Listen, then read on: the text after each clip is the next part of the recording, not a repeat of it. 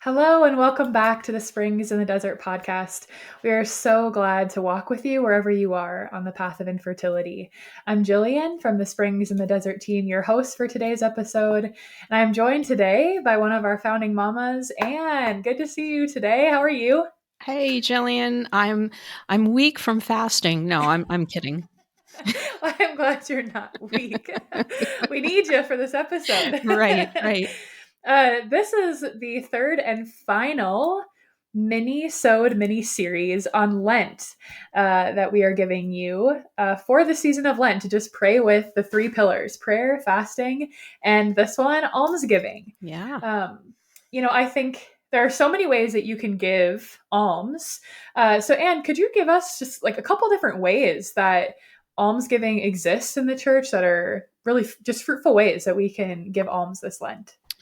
Yeah. So, I mean, of course, we give alms through m- monetary gifts, right? Like Right. charitable giving. So that could mean, maybe I don't get my latte every day, or I go out to eat one Hmm. day a week less than I might normally, and I might take that extra money that I have, even if it's a small amount, and give that, put a little extra in the collection box or in the poor box, or just give some to charity.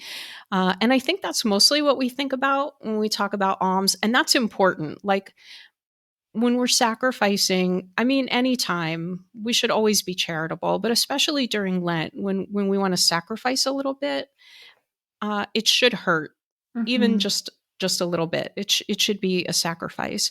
But I think sometimes we get so hung up on alms in terms of money. And especially, I mean, things are tight for pretty much everybody these days.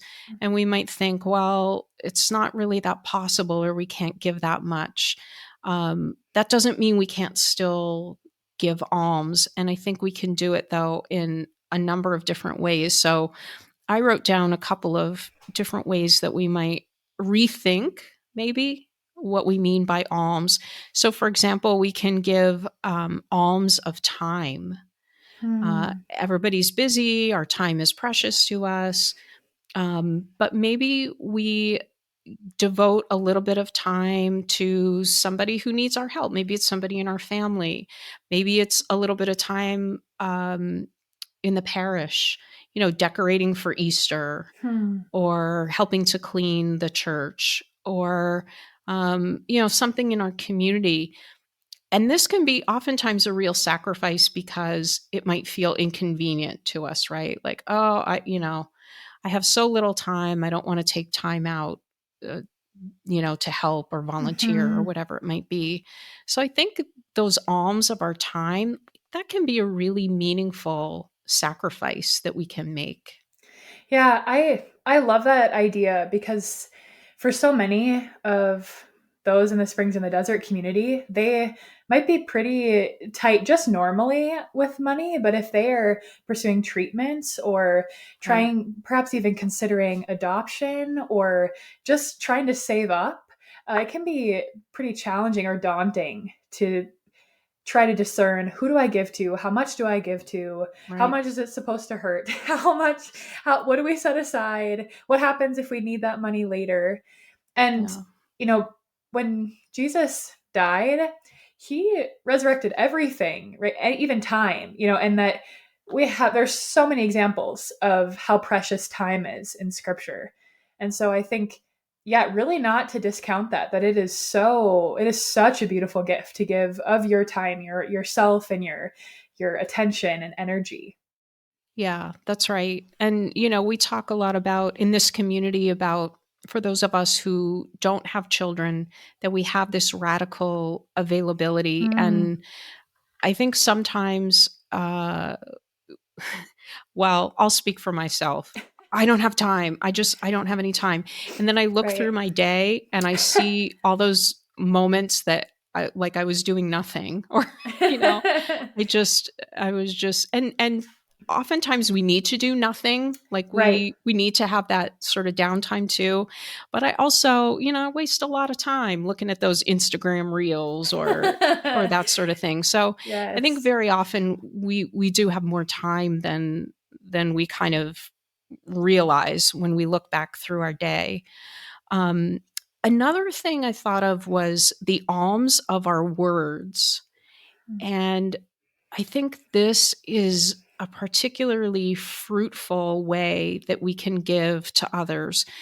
The way that we speak, the language that we use, when we can offer compliments, when we can be kind. And then, in sort of the negative of that, when we hold back from like Hmm. gossiping about something or someone, or our response to something somebody says might be to be sarcastic Sure. or to kind of snap. Maybe we do this with our spouse.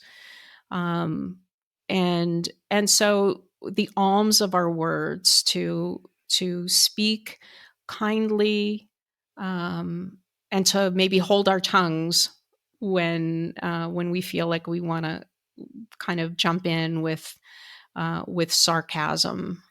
Yeah, that's beautiful. I'm thinking of a few different examples of that that I've either done or seen in my own life. And one year, and this is something my husband and I are considering perhaps doing together this year, is writing a letter each day to someone that we love or who's supporting us on our journey, and just thanking them and really Wow. encouraging them in their season of life. I did it for some teachers and some friends in high school, but to just kind of be vulnerable and give them the encouragement that Jesus needs them to hear, that he's saying to them. Yeah. And then another idea, which doesn't necessarily, it's not a practice you can do every day, but I know someone who changed all of their communications, like their voicemail and their email Mhm. signature, and even like if when they ended their text messages, to something that was really encouraging and uplifting and just directing people to the Lord. So their voicemail was something, like, "You're so needed. You are so loved. Thank you for calling. I'm so glad that you could call me. I'm sorry I missed your call, but once I hear this, I'll be praying for you and I'll give you a call Oh, back." I love that. Yeah, just something that was super. It doesn't take too long to do, but it really does reap fruit for the rest of Lent. Yeah. Oh, I really like that. Yeah, I mean, and I'm speaking to myself. Like I can be so quick to like, Mm. oh, I'm annoyed by this person, or I don't want to bother with that person. And so yeah, you come to realize how significant and powerful those alms of words that we can offer to another person can be. And we don't know, I mean, we have our own crosses and what they Mhm. feel like and how heavy they can be, but we don't really know just how heavy another person's cross is. And maybe in that moment that we offered that kind word, I mean, we don't know what that could mean for another person. Mm. So yeah, so those alms of words are, I think, really powerful.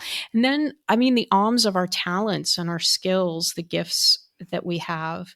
And I mean, those could be really simple too, like helping, mow the lawn for the next door neighbor, or in this time of year, maybe still clearing snow, maybe where Mhm. you are, Jillian, Yep.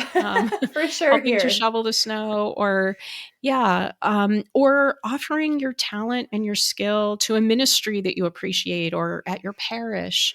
Um, again, that calls forth from us a little bit of sacrifice, right? Because it's that little bit of extra time that we have to take, that little bit of extra energy, but it can be really powerful.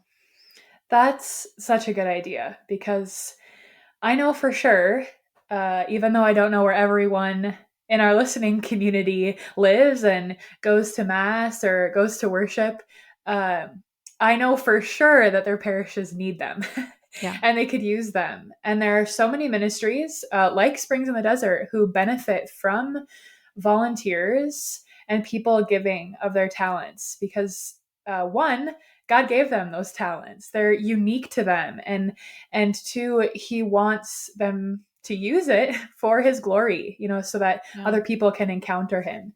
And so I love that idea, and I am the gears are turning about how maybe I could participate more in my parish this Lent. Yeah. Yeah. And then the last one I thought of is related to what we already spoke about in the first minisode of the miniseries, which is the alms of prayer. And so when we talked about prayer initially, we talked about like our own relationship with God and the things that we do, or maybe praying with our spouse, how we can do that together. But I think we can offer alms of prayer when we pray for the good of others, when somebody asks us to pray for them. Or maybe we can go to someone and say, how can I pray for you? Especially if we see that they Hmm. might be going through a tough time. And here's the real sacrifice: praying for someone we don't like, we don't get along with, Hmm. maybe praying for someone who has hurt us. I know that one is a little bit more sensitive, and depending Hmm. upon whatever that hurt is, whatever that wound is, it may not be prudent at this moment, especially if Sure. there is some trauma involved there. Maybe Hmm. that's not where you can go right now. So you have to know yourself and be sensitive to where you are. But I think, there are plenty of people around us that, for whatever reason, we just don't mesh. Hmm. And so what a beautiful sacrifice to give the alms of our prayer for them. I really love that idea too, because I think something that I've been asking Jesus, not very consistently because it's hard, but I've been Yeah. asking for the grace to see others as he does.